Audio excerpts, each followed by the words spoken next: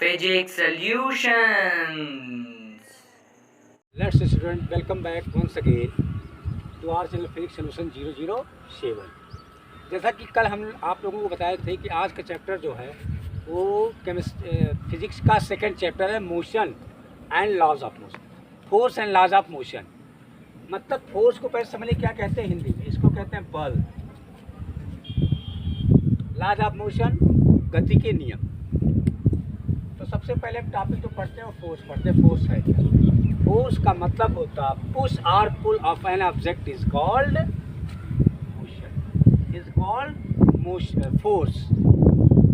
बल का मतलब ये होता है जैसे किसी ऑब्जेक्ट को उठाने में, किसी ऑब्जेक्ट को गिराने में, फुटबॉल को किक करने में या किसी भी ऑब्जेक्ट को उठाने में हमें एक फोर्स की आवश्यकता होती है, बल की आवश्यकता होती है। उसी को कहते हैं बल। For example this is an object, suppose कोई एक ऑब्जेक्ट है, एक व्यक्ति इस पर फोर्स अप्लाई कर रहा है। तो फोर्स अप्लाई कर तो जो ये वस्तु है, ऑब्जेक्ट है, ये इसी अकॉर्डिंग, इसी डायरेक्शन में ये मूव करेगी। ध्यान देना, बल जिस डायरेक्शन पे हम लगाते हैं उसी डायरेक्शन में वस्तु का मूव होना स्वाभाविक। जैसे सपोज करो ये कोई ऑब्जेक्ट है, इस पर हम इधर से फोर्स लगाते हैं तो फिर ये ऑब्जेक्ट इधर नहीं मूव करेगी, ना इधर मूव करेगी, ना इधर इस साइड में लगेगी, ये इसी अकॉर्डिंग इसी दिशा में ही जाएगी। इसलिए कहते हैं जो फोर्स हमारा होता है वो वेक्टर क्वांटिटी है, ना कि स्केलर है, क्योंकि इसमें मैग्नीट्यूड भी है और डायरेक्शन स्पेशली होता है।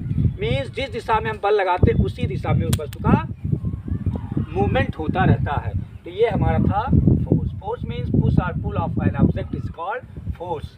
आप देख रहे हो इधर से एक आदमी फोर्स लगा रहा, जो ये ऑब्जेक्ट इधर की तरफ मूव कर रहा, इधर से फोर्स लगा रहा, वो ऑब्जेक्ट उधर की तरफ मूव करता। मतलब क्या, इसके बल लगाने का जो डायरेक्शन है वो डायरेक्शन इस साइड है, इस साइड। तो पिन जो हमारा ऑब्जेक्ट है इसी साइड में मूव करेगा।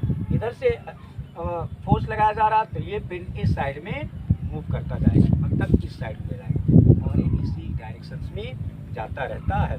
इसकी SI यूनिट न्यूटन होती है, या CGS यूनिट में इसको, सेंटीग्राम सिस्टम में इसको टाइम कहते हैं।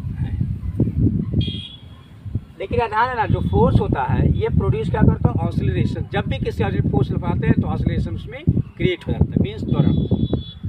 Let's start second topic, types of forces. Types of forces में फर्स्ट पॉइंट जो आपका है वो है बैलेंस, और सेकंड टाइप है आपका अनबैलेंस। अब पहले बैलेंस समझ लो क्या होता है। बैलेंस मीन्स होता है संतुलित। संतुलित बल किसे कहते हैं? लुक एट हियर, ये आपका एक ऑब्जेक्ट है, एक बंदा इधर से 5 न्यूटन का फोर्स अप्लाई कर रहा है, एक बंदा इधर से 5 न्यूटन का फोर्स अप्लाई कर रहा है। अब इसमें कंडीशन ये आती है, यदि ऑब्जेक्ट आपकी मूविंग कंडीशन में है, ठीक है, तो वो मूव करती रहेगी, दोनों लगाए हुए, दोनों सेम फोर्स अप्लाई कर रहे हैं। रेस्ट में है तो रेस्ट में रहेगी। सपोज करो हमने एक मार्कर ले लिया, 5 न्यूटन का कोई फोर्स इस पर लगा रहा है, इधर से कोई 5 न्यूटन का फोर्स लगा रहा है, तो ये क्या होगा, एक्टिंग क्या रहा, एक्टिंग जो फोर्स हमारा आता है वो इक्वल 0 हो गया। यही ध्यान देना, एक्टिंग फोर्स इक्वल 0 है, then we call that it is balance force. ये बैलेंस फोर्स कहता है। जिसका एक्टिंग फोर्स 0 नहीं आता है वो अनबैलेंस फोर्स कहलाता है। ध्यान देना, सपोज करो हम 5 न्यूटन या 2 न्यूटन का बल इधर से लगा रहे हैं इस ऑब्जेक्ट को खींचने के लिए, और 2 न्यूटन का बल इधर से लगा रहे हैं, क्या पिंड किधर जाएगी? ये ऑब्जेक्ट कहीं मूव करेगी? कहीं भी नहीं मूव करेगी, क्योंकि सेम फोर्स अगेंस्ट डायरेक्शन में लगा हुआ। तो एक्टिंग फोर्स क्या होता है? 0। यानी कुछ उसमें बल लग ही नहीं रहा है, और जब किसी जब बल नहीं लग रहा तो चल रही तो चलती रहेगी, रुक रही तो रुकी हुई। यानी रेस्ट में है तो रेस्ट में, remains in rest, and moving में है तो मूविंग कंडीशन में वो रहती है। लेकिन जब अनबैलेंस डाइट आता है, अब कोई वही सपोज करो इधर से हमने 2 न्यूटन का फोर्स लगाया था, इधर इसने 4 कर दिया, जाहिर सी बात है खींच ले जाएगा अपनी तरफ। इसको कहते हैं अनबैलेंस। यानी किसी भी ऑब्जेक्ट पर जब हम ये नंबर ऑफ फोर्स को अप्लाई करते हैं, नंबर ऑफ फोर्स मतलब एक से अधिक बल यूज करते हैं, ठीक है, एक से अधिक बल यूज करते हैं, और उसका एक्टिंग फोर्स 0 आ रहा है तो वो बैलेंस कहलाएगा। और एक्टिंग फोर्स 0 ना आके कुछ और आए, कोई किसी और यूनिट में आ रहे, तो वो अनबैलेंस फोर्स कहलाता है। तो आई सॉल्व इट, कैसे एक्टिंग फोर्स 0 है। तो सपोज करो इसमें 5 न्यूटन का लग रहा फोर्स, तो एक 5 न्यूटन था और सेकंड भी हमने 5 न्यूटन का लगा दिया, तो एक्टिंग फोर्स कितना आ गया? 0। दोनों का परिणामी बल कितना काम कर रहा है? 0 कर रहा है। और इसमें था 10 न्यूटन था और सेकंड ने 5 न्यूटन का यूज़ किया, तो ये कितना है फर्क, ये 0 नहीं आ रहा लेकिन ये हमको 0 दे रहा, तो this is called balance force and this is called unbalance force. जब ये एक्टिंग 0 हो गया तो इसका मतलब हो गया ये जो आएगा यूनिफॉर्म मोशन में हो जाएगा, इसमें हो जाएगा यूनिफॉर्म मोशन में हो जाएगा, यानी जब हमने बल कुछ लगाया नहीं तो पिंड चल रहा हो चलता रहेगा, यानी एक समान गति से वो गति करता रहेगा। सेकंड में देखना है, और जब ये अनबैलेंस रहता है तो ये क्या होता है, इसमें ऑसिलेशन क्रिएट हो जाता है। भाई हमने 5 ही लगाया उसने 10, हमने 5 का लगाया उसने 10 का फोर्स अप्लाई कर दिया, तो पिंड 5 वाले को छोड़ के 10 की तरफ, मतलब वो उसका जो वेट है, उसका जो फोर्स है वो हैवी है, इसलिए वो पिंड आगे बढ़ता चला जाता है ड्यू टू ऑसिलेशन। अब ध्यान देना है Newton first law of motion पे। न्यूटन जो फर्स्ट लॉ ऑफ मोशन था वो क्या कहता है, यदि कोई ऑब्जेक्ट मूविंग प्रोसेस में है तो मूविंग में रहेगी, रेस्ट प्रोसेस में है तो रेस्ट में रहेगी। कब तक, जब तक हम कोई एक्सटर्नल फोर्स उस पर अप्लाई नहीं करते। इंग्लिश में कहते हैं a body can at rest will remain at rest and a body in motion will continue in motion unless any external forces act on it. Suppose करो एक बॉल आ रही है, चलती हुई लुढ़कती हुई बॉल आ रही है, हमने पैर उस पर लगाने फोर्स, पैर के थ्रू फोर्स अप्लाई किया, वो बॉल क्या हो गई, स्टॉप हो गई। अदरवाइज हम वो आ रही और थोड़ा सा धक्का दे दिए पैर के थ्रू या हाथ के थ्रू धक्का दे दिए तो उसकी मोशन दिशा जरूर बदल जाएगी, दिशा बदल भी सकते हैं, नहीं भी उसी दिशा में कर सकते हैं। मतलब क्या है, जब तक हम एक्सटर्नल फोर्स अप्लाई नहीं करेंगे तब तक वो बॉडी जिस कंडीशन में थी उसी कंडीशन को उसी कंडीशन में बनी रहेगी। सपोज करो ये बॉल है, ये एट रेस्ट पीरियड में है। सपोज करो ये मार्कर है, ये रेस्ट पीरियड में है, हमने एक 2 न्यूटन का 5 न्यूटन का 0.25 न्यूटन कुछ भी बॉल लगाया, ये पिन मूव करने लगा, मूव करती हुई आ रही, हमने हाथ लगा के रोक दिया तो वो क्या हो गया, रेस्ट पीरियड में चली गई। Means you have to apply external force for changing its direction from moving to rest and rest to moving. Inertia, inertia को कहते हैं वास्तव में हिंदी में जड़त्व का नियम।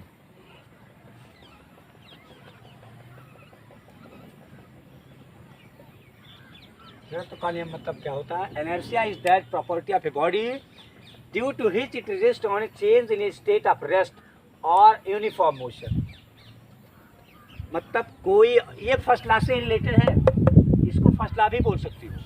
मतलब क्या है कि जब कोई ऑब्जेक्ट मूव कर रही है तो मूव ही करती रहेगी, चल रही है तो चलती रहती है, यानी उसकी कंडीशन तब तक चेंज नहीं होती जब तक हम उस पर कोई ऑब्जेक्ट मतलब कोई एक्सटर्नल फोर्स अप्लाई नहीं करते हैं। और यही फर्स्ट लॉ भी बोलता था कि जब तक कोई ऑब्जेक्ट पे हम एक्सटर्नल फोर्स अप्लाई नहीं करते हैं उसकी कंडीशन में, उसके कंडीशन में हम कोई चेंजिंग नहीं कर पाते, वही इनर्शिया कहता है। लेकिन इनर्शिया में एक रिमेंबर पॉइंट ये होता है कि जो इनर्शिया हमारी होती है वो किस पे डिपेंड करती है, ऑन मास। जिनका मास ज़्यादा होती है उनकी inertia heavier than lighter object हो जाती है, ठीक है। यानी हैवियर ऑब्जेक्ट है तो उसकी inertia heavier than lighter object. जैसे आप जानते हो TMKOC में तारक मेहता का उल्टा समय में डॉक्टर हंसराज हाथी, उनकी वेट कितनी है, बहुत ज़्यादा वेट है, तो उनकी इनर्शिया क्या है, बहुत ज़्यादा है। आप कहीं सफ़र करो, 2 बंदे बैठे हो ट्रेन की सीट, कंपार्टमेंट की सीट में 2 बैठे हुए हैं, एक हैवी है एक लाइटर है, आप किसको उठाना पसंद करेंगे, लाइटर वाले को, क्योंकि उसका वो किस पे डिपेंड करता है, वो डिपेंड करता है उसकी इनर्शिया पे, क्योंकि उससे उठाने में आपको वेट ज़्यादा फोर्स भी अप्लाई करना पड़ता है।